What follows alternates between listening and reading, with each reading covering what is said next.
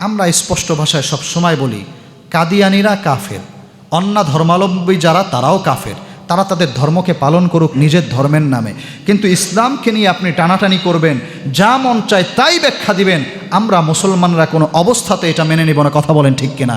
এজন্য সামান্য কয়েকটা ভোটের আশায় যারা এ সমস্ত বাউলদের সাথে মিলে মিলে ফাউল করবার চেষ্টা করছেন, আমরা স্পষ্ট ভাষায় বলতে চাই, স্বৈরাচার যেভাবে আমরা দমন করেছি, আপনাদেরকে ভোট দেওয়া তো দূরের কথা, আপনাদেরকেও আমরা দমন করতে সকল মুসলমান ঐক্যবদ্ধ হব। কথা বলেন ঠিক কিনা?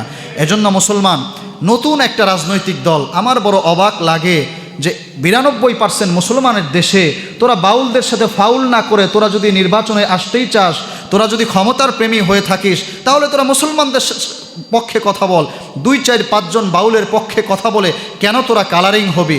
আমাদের ধারণা এখান থেকে স্পষ্ট, ইসলামিক রাজনৈতিক দলগুলো বাদে আপনি এনসিপি বলেন, আওয়ামী লীগ বলেন, বিএনপি বলেন, আমার সুস্পষ্ট বক্তব্য, যারা বাউলদের পক্ষে নিয়ে যারা ফাউল করেছে আমরা সকলকেই পরিত্যাগ করি। আমরা কেউকে বন্ধুরূপে গ্রহণ করি না। আমরা চাই না আগামীর ক্ষমতা তাদের হাতে আসুক। কথা বলেন ঠিক কিনা?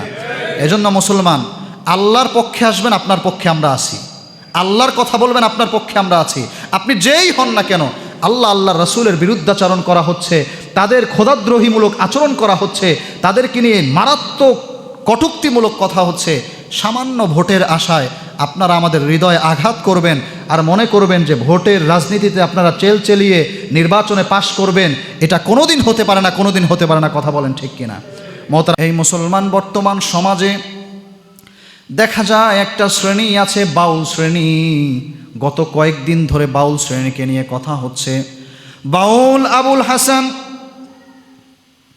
এই লোকটা আল্লাহ তাআলাকে নিয়ে কটূক্তি করেছে, এমন শব্দ চয়ন করেছে যেই শব্দটা একজন মুসলমান হিসেবে জবানের মধ্যে আনাও বড় মারাত্মক জঘন্য অপরাধ বলে মনে হয়। কথা বলেন ঠিক কিনা? আল্লাহর জমিনে আল্লাহ আসমানকে বানাইলেন, জমিনকে বানাইলেন, গ্রহ নক্ষত্র সব কিছু আল্লাহ বানাইলেন। আল্লাহর জমিনে যদি আল্লাহর হুকুমত থাকতো, ইসলামী খেলাফা থাকতো, যদি একজন মুসলমান সরকার থাকতো, শুধুমাত্র জেলে বন্দি নয়, বরং ওর গর্দানটাকে আলাদা করে ফেলা হতো। কথা বলেন ঠিক কিনা? আজকে দেখা যায় সামান্য ভোটের রাজনীতির জন্য, কয়েকটা ভোট পাওয়ার জন্য কেউ কেউ বলতে চেষ্টা করে বাউলদেরকে যারা হামলা করেছে এটা অন্যায়, অবিচার করেছে, বাউলদেরকে যারা হামলা করেছে এদের বিরুদ্ধে ব্যবস্থা নেওয়া হোক। আমরা সুস্পষ্ট ভাষায় বলতে চাই, বাউলদের পক্ষে যারা কথা বলবে আমরা তাদের বিপক্ষে কথা বলবো। কথা বলেন ঠিক কিনা? সামান্য কয়েকটা ভোটের জন্য 2 দিনের রাজনৈতিক দল এনসিপি কয়েকটা ভোটের জন্য, যাদের এখনো পর্যন্ত 1% ভোটেরও কোনো নিশ্চয়তা নাই, তারাও বাউল আবুল সরকারের পক্ষে বলে মুসলমান 92% মুসলমানদেরকে খেপিয়ে দিতে চায়। আমরা সুস্পষ্ট আকারে বলতে চাই, এই বাউল নামের ফাউল গাঁজাখোর, মদখোর, চুল্লা ফকিরদের পক্ষাবলম্বন যারা করবে, আমরা ভোটের রাজনীতিতে এদেরকে পায়ের মধ্যে নিক্ষেপ করব। কথা বলেন ঠিক কিনা? এই মুসলমান দেশে ইসলামের বিপক্ষে গিয়ে কেউ কোনোদিন টিকতে পারে নাই। ইনশাল্লাহ যতদিন পর্যন্ত আমরা ধর্মপ্রাণ মুসলমান আছি, ততদিন পর্যন্ত কোনো রাজনৈতিক ব্যক্তিবর্গ সামান্য ভোটের জন্য ইসলাম বিরুদ্ধাচরণকারী, আল্লাহর রাসূলকে গালমন্দকারী, কটূক্তিকারী, খোদাদ্রোহী ব্যক্তিদের পক্ষ যদি কেউ অবলম্বন করে, ইনশাল্লাহ গায়ে যতদিন রক্ত আছে ততদিন পর্যন্ত ওই লোকগুলার বিরুদ্ধাচরণ করে যাব। কথা বলেন ঠিক কিনা? এজন্য মোহতারাম হাজিরিন, আমাদের সুস্পষ্ট বক্তব্য, আমাদের স্পষ্ট ভাষা, বাংলার জমিনে কোনো অবস্থাতে যারা খোদাদ্রোহী, আল্লাহর রাসূলকে গালমন্দ যারা করে, তাদেরকে আমরা কোনো অবস্থাতেই ঠাঁই দিতে রাজি না। কথা বলেন ঠিক কিনা?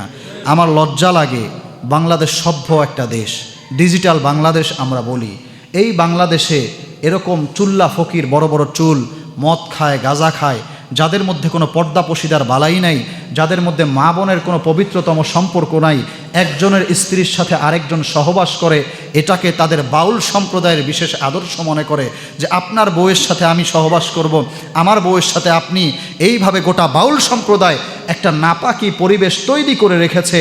আর শাহবাগে একদল কুলাঙ্গার মিছিল করে যে আউলিয়াদের দেশে মৌলবাদের ঠাঁই নেই। জোরে বলেন নাউজুবিল্লাহ। আজকে কওমি মাদ্রাসায় আমরা 10 বছর 20 বছর পড়াই ছাত্রদেরকে, আমরা আউলিয়া হইতে পারলাম না, আমাদেরকে বলে মৌলবাদী। আর যারা নামাজ সম্পর্কে জানে না, পবিত্রতার বালাই নাই, আল্লাহ রাসূলকে কটূক্তি করে। একজন সূরা নাসের তর্জমা করেছে এভাবে, কুল আউযু বিরাব্বিন নাস, আল্লাহ খালি মালিকিন নাস, ইলাহিন নাস, আল্লাহ শুধু নাচতেই বলছে নাউজুবিল্লাহ।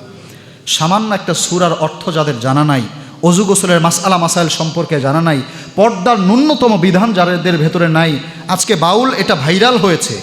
ভাইরাল হওয়ার জন্য আমরা বাউল সম্প্রদায় সম্পর্কে ধারণা পেয়েছি।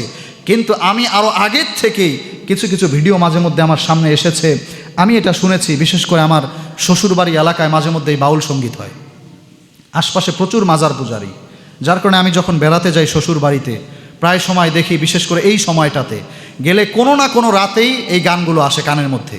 তো রাতে আর ঘুম হয় না, এই গানগুলো শুনি আমি।